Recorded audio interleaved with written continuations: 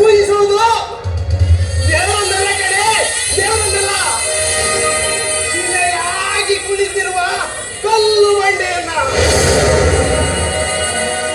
ಮದುವೆಯಾಗಿ 5 ವರ್ಷದ ಮೇಲೆ ಕಾಣಿಕೆಯನ್ನು ಹಿಡಿದು ಮುಚ್ಚಿಸಿ ಬೆಳೆಸಿದ್ದಕ್ಕೆ ಯಾರೋ ಪಾಪಿಗಳು ನನ್ನ ಮಗಳ ಬಾಳನ್ನೇ ಈ ರೀತಿಯಾಗಿ ಮಾಡಬೇಕು. ಇಂಥ ಪಾಪಿ ಸಮಾಜದಲ್ಲಿ ಮನುಷ್ಯರಾಗಿ ಎಂದಿಗೂ ನಮಗೊಂದು ಮಗುವಾಯಿತು. ಆ ಮಗುವನ್ನ ಡಾಕ್ಟರು ಎಂಜಿನಿಯರ್ ಮಾಡಬೇಕೆಂದಿದ್ದ ನಮ್ಮ ಕನಸಿನ ಕೋಟೆನ ಕ್ಷಣಾರ್ಧದಲ್ಲಿ ಯಾರೋ ದುರಳರು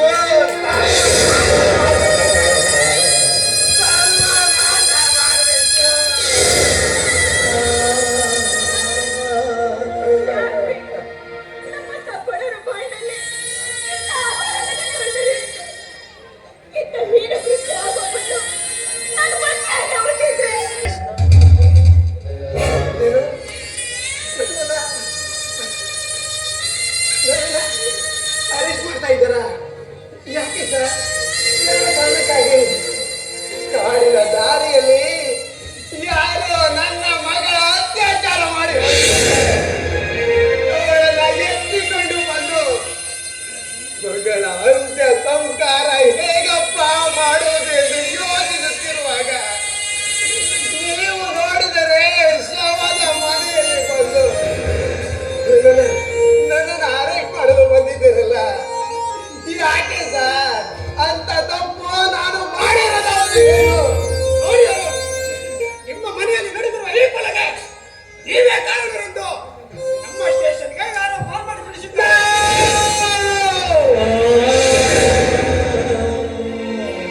ನನ್ನ ಮಗಳ ಕೊಲೆಗೆ ನಾನು ಕಾರಣನೇ? ಇಲ್ಲ ಸರ್, ಇಲ್ಲ. ಇದು ಸುಳ್ಳು ಸರ್, ಸುಳ್ಳು. ನಮ್ಮ ಮನೆಯಲ್ಲಿ ನಡೆದಿರೋದು ನನ್ನ ಮಗಳ ಅತ್ಯಾಚಾರ. ಅಂತ ಸಮಯದಲ್ಲಿ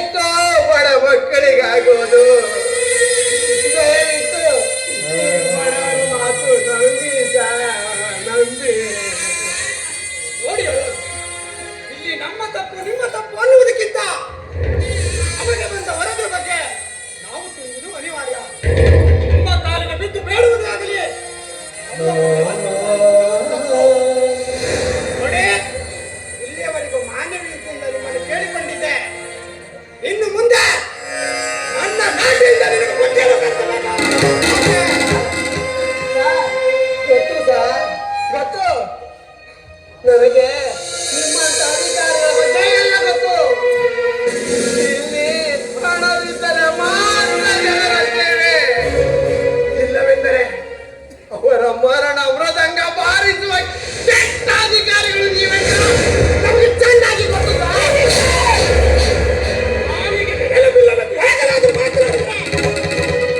ನನ್ನ ನಿಂತಲ್ಲೇ ಜೀವಂತವನ್ನು ಸಮಾಧಿ ಮಾಡಬೇಕು ಎಚ್ಚರ. ಬಿಡಿ, ಕೋಪ ಬಂತು ಅಲ್ವಾ ಸರ್? ಕೋಪ ಬಂತಲ್ವಾ? ತಪ್ಪು ಮಾಡಿದವನ್ನ ಹುಡುಕುವುದು ಬಿಟ್ಟು ತಪ್ಪಿತಸ್ಥನಲ್ಲದ ನನ್ನ ಮೇಲೆ ಬಂದು ಮಗಳ ಅತ್ಯಾಚಾರ ಮಾಡಿದವನು ನೀನೇ ಅಂದರೆ ನನ್ನ ಕೋಪ ಎಷ್ಟಿರಬೇಡ ಸರ್, ಎಷ್ಟಿರಬೇಡ. ಯಾವ ಅಪ್ಪನೇ ಆಗಲಿ ಮಗಳನ್ನು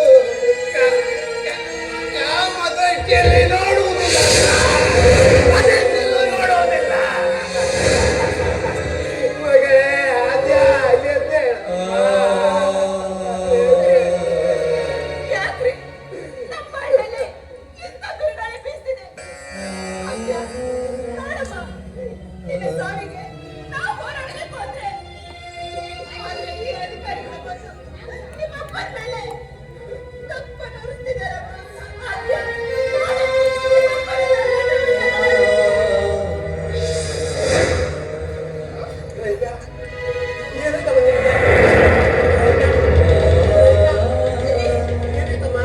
ಯಾಕೆ ಎದೇನು ಇದ್ದಿದ್ರಿ?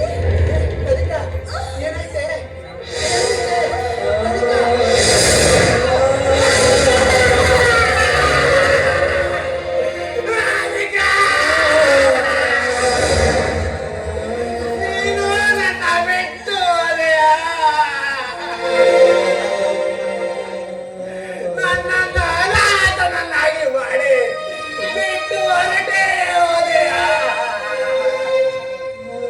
ಅಯ್ಯೋ ಹುಡುಗಿಯೇ, ಯಾಕಪ್ಪ ಯಾಕಪ್ಪ ನನ್ನ ಬಾಯಿನಲ್ಲಿ ಇಂಥ ಘೋರವಾದ ಶಾಪವನ್ನು ನೀಡಿರುವೆ? ಅಂತ ತಪ್ಪು ನಾನು ಮಾಡಿರೋದಾದ್ರು ಏನು ಹೇಳು ದೇವ?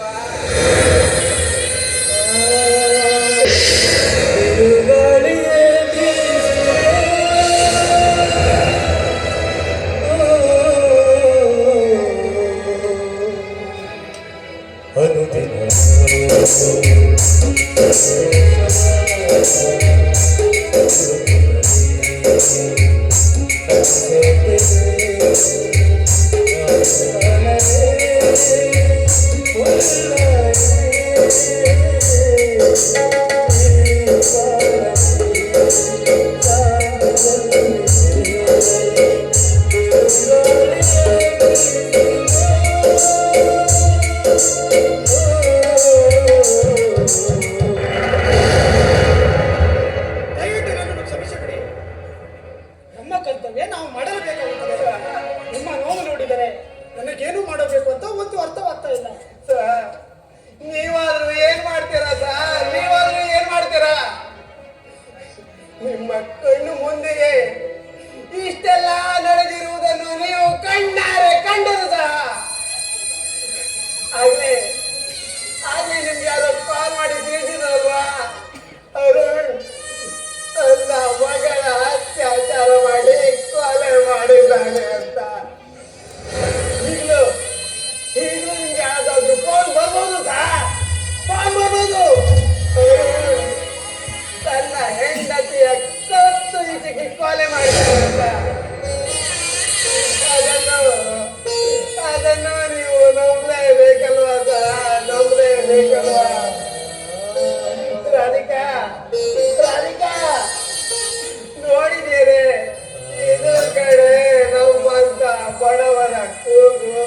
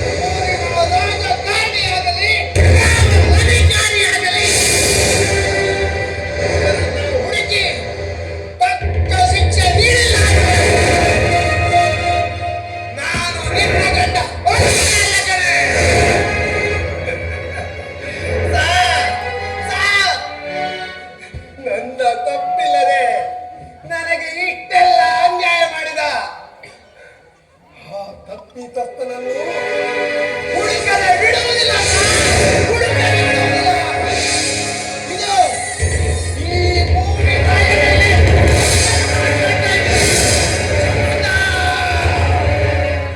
ನೋಡಿ ಅರುಣ್, ನಿಮ್ಮದು ಹೇಗೆ ಇದ್ದರು ಕೋರ್ಟಿನಲ್ಲಿ ನೋಡಿದರಾಯಿತು.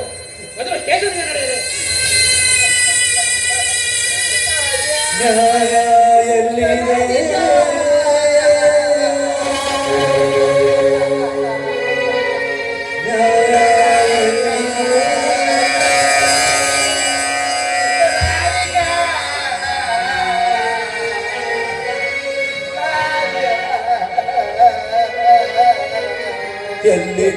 ನ್ಯಾಯ,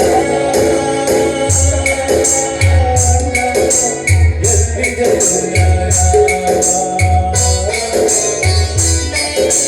ಬಡವರ ಪಾಲಿಗೆ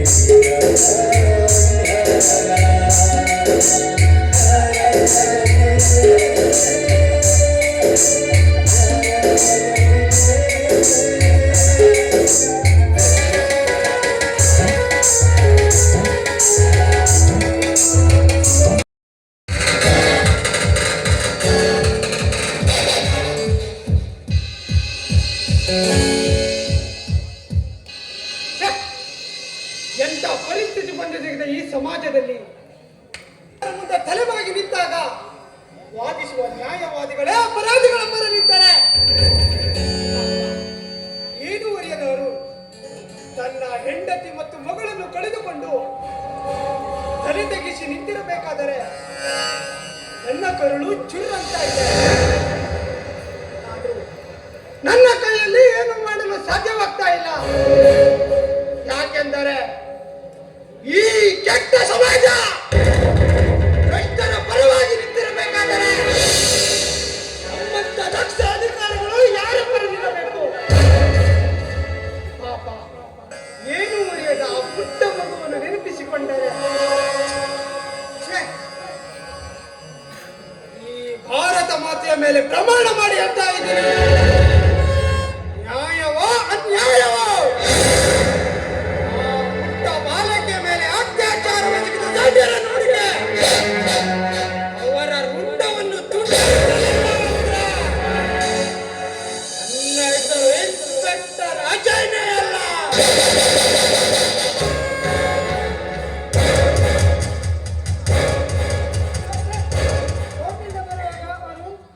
ಜೀಪಿಂದ ಹಾರಿ ಓಡಿ ಹೋಗಿದ್ದಾನೆ. ಓಡಿ ಹೋದ. ಯಾಕೋ ಇಂಥ ತಪ್ಪು ಮಾಡಿದೆ? ನಿನ್ನ ಪರವಾಗಿ ನಾನು ಮಾತನಾಡಬೇಕು ಅಂತ ಇದ್ದಾರೆ, ನೀನು ಈ ರೀತಿ ಮಾಡಿದೀಯಾ? ನಮ್ಮ ಎಲ್ಲ ಸ್ಟಾಫ್ಗಳು ವರುಣ್ಗೋಸ್ಕರ ಸರ್ಚ್ ಮಾಡ್ತಾ ಇದ್ದಾರೆ. ಕಾನ್ಸ್ಟೇಬಲ್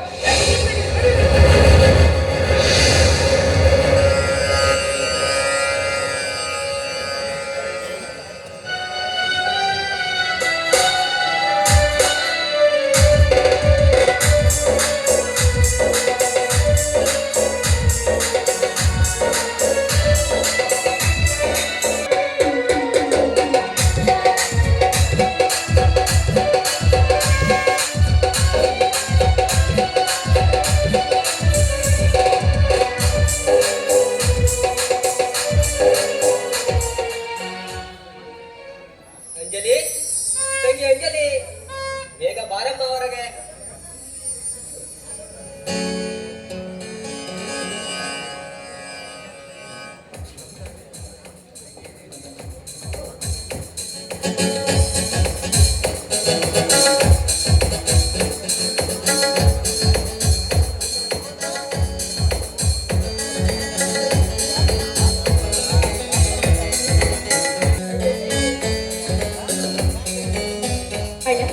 ನಾನು ದೇವ್ರ ಪೂಜೆ ಮಾಡ್ತಿದ್ದೆ. ಇದೇನಿದು? ಅಂದ್ಹಾಗೆ ಈರಿನ ತಂಗಿ ನೆನಪು ಇಷ್ಟೊಂದು ದಿವಸ ಆದ್ಮೇಲೆ ನಿನಗಾಯ್ತಾ? ಯಾಕೆ ಕೋಪನ ಈ ನಿನ್ನ ಅಣ್ಣನ ಮೇಲೆ? ನೋಡಮ್ಮ, ಬಡವರ ಕಷ್ಟ ನಿನಗೇನು ಹೊಸದಲ್ಲ. ಒಂದು ಹೊತ್ತಿನ ಊಟಕ್ಕೆ ಎಷ್ಟು ಬೆವರು ಸುರಿಸಿ ದುಡಿಬೇಕಾಗುತ್ತೆ ಅಂತ ನಿನಗೆ ಗೊತ್ತಲ್ವಾ? ಅಣ್ಣ, ಮೊದಲು ನನಗೆ ನಿನ್ನ ಮೇಲೆ ಬಂದಿದ್ರೆ ನೀನು ಈ ರೀತಿ ಖುಷಿ ಪಡ್ತಾ ಇರ್ಲಿಕ್ಕಾಗಿತ್ತು ಕಣೆ.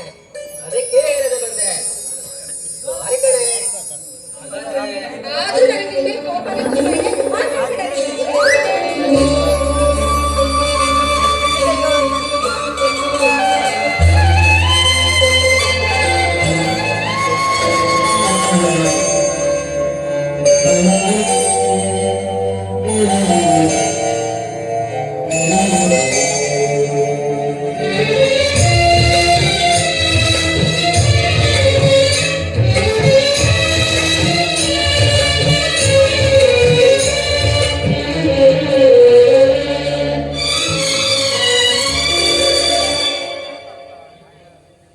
ತಂಗಿಯೇ ತಂಗಿಯೇ ನನ್ನ ಮುದ್ದು ತಂಗಿಯೇ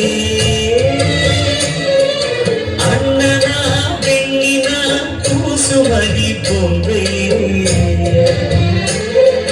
ಮನ್ನಿಸು ಇಲ್ಲವೇ ದಂಡಿಸು ದಂಡಿಸು ಇಲ್ಲವೇ ಮನ್ನಿಸು ತಂಗಿಯೇ ತಂಗಿಯೇ ನನ್ನ ಮುದ್ದು ತಂಗಿಯೇ ಅಣ್ಣನ ಬೆನ್ನಿನ ತುಳಸು ಮರಿ ಬೊಂಬೆಯೇ ಮನ್ನಿಸು ಇಲ್ಲವೇ ದಂಡಿಸು ದಂಡಿಸು ಇಲ್ಲವೇ ಮನ್ನಿಸು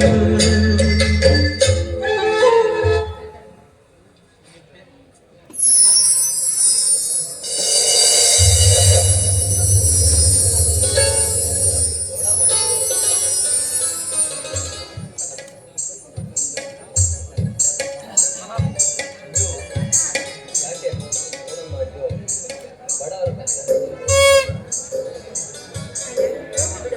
ಅಂತೂ ನೀನ್ ಬಂದಿಯಲ್ಲ ನನ್ಗಷ್ಟೇ ಸಂತೋಷ. ನನಗೆ ನಿನ್ ಮೇಲೆ ಯಾವ ಬೇಜಾರು ಇಲ್ಲ. ಹಾಯ್ ರಾಜನ್, ಮನೆಗೆ ಬರ್ತಾ ಇದ್ದಾಗೆ ನಿಮ್ಮಿಬ್ಬರ ರಾಜಂತ ಶುರು ಆಯ್ತಾ ಹೇಗೆ? ಅರೇ ವಿಶಾಂತ್ ಬಂದೇನೋ ಅಲ್ವೋ? ಮದುವೆ ವಯಸ್ಸಿಗೆ ಬಂದ ಹುಡುಗಿನ ಯಾವ ಅಣ್ಣ ತಾನೇ ಮನೇಲಿ ಇಟ್ಕೊಳ್ಳೋಕೆ ಇಷ್ಟಪಡ್ತಾನೆ? ನೀನ ಹೇಳ ನೋಡೋಣ. ರಾಜನ್, ಈ ವಿಷಯದಲ್ಲಿ ನಾನು ಯಾರಿಗೂ ವಹಿಸ್ಕೊಂಡು ಮಾತನಾಡೋದಿಲ್ಲ. ಯಾಕೆಂದ್ರೆ ಅಂಜಲಿಗೆ ಆದಷ್ಟು ಬೇಗ ಮದುವೆ ಮಾಡಿದ್ರೆ ಒಳ್ಳೆಯದು. ಇಷ್ಟು ದಿವಸ ಇವನಿಗೆ ಮಾತ್ರ ನಾನು ಭಾರ ಆಗಿದ್ದೆ. ಈಗ ನೀನು ಕೂಡ ಅವನಿಗೆ ಸೇರ್ಕೊಂಡು ಹಾಗೆ ಮಾತಾಡ್ತಾ ಇದೆಯಲ್ಲ. ಮೇಡಮ್ ಮಂಜು, ಅದ್ರ ಮೇಲೆ ಯಾಕೆ ಬೇಸರ ಮಾಡ್ಕೊಳ್ತೀಯ? ನೀನಾಗೆ ಬಂದು ಯಾವತ್ತು ಮದುವೆ ಮಾಡತ್ತೀಯೋ ಅವತ್ತೇ ನಿನ್ನ ಮದುವೆ, ಸರಿನಾ? ಒಂದ್ ಟೈಮಲ್ಲಿ ಮೂಗಿನಲ್ಲಿ ಗೊಣ್ಣೆ ಸುರಿಸ್ತಾ ಇದ್ಲು. ಈಗ ನೋಡು ಬೇಗ ಹೂ ಅಂತ ಕೋಪ ಮಾಡ್ಕೊಳ್ತಿದ್ದಾಳೆ. ತುಂಬಾ ಜಾಸ್ತಿ ಆಯ್ತು. ಏ ಅಂಜು, ಸಾಕಮ್ಮ ನಿಮ್ ಕಿತ್ತಾಟ. ಮೊದಲು ಅಡಿಗೆ ರೆಡಿ ಮಾಡು, ಊಟ ಮಾಡಿ ಪೇಟೆ ಬೇರೆ ಹೋಗ್ಬೇಕು. ಹೌದೌದು, ನನ್ನ ಗೆಳೆಯ ಜೊತೆ ಊಟ ಮಾಡದೆ ತುಂಬಾ ದಿವಸ ಆಯ್ತು. ಹೌದೌದು, ಇಷ್ಟು ದೊಡ್ಡ ಹೊಟ್ಟೆ ಊಟ ಬೇಕಲ್ಲ.